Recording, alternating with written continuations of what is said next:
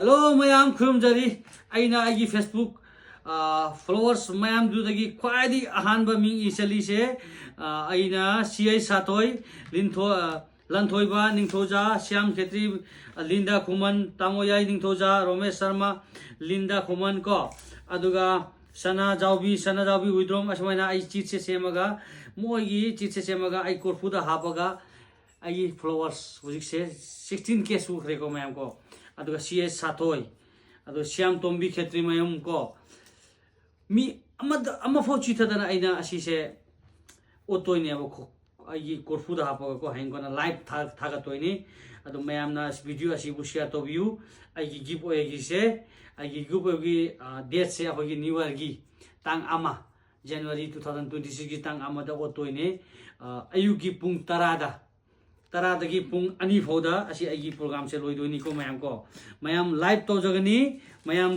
na video asibu yengba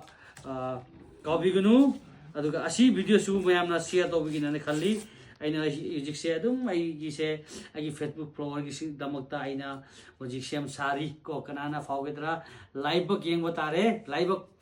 phaba haibedo kana ogedra agi Facebook follower sing gi manungda adu magi Power mido adu magi lam aduga plus magi WhatsApp number phone number contact number I want the comment tobiro aduga inbox to so hapio aduga kana gumba phawbiba mi oragadi aina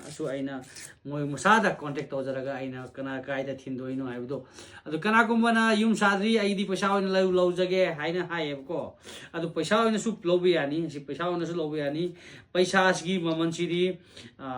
hogi gari amada 12k ne 12k paisa oina logoradi 12k pirani 12,000 pirani aduga gari oina logoradi